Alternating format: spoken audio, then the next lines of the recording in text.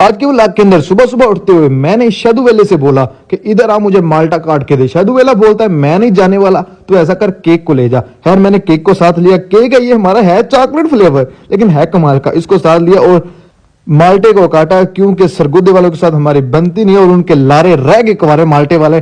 خیر اتنے میں اپنی زلفوں کو سوار رہا تھا تو میرے سامنے مولانا صاحب آ جائے. مولانا صاحب کا کہنا ہے کہ سارے کام کو چھوڑو, چلو ڈھنگے چلے ہیں, ایک کام ہے.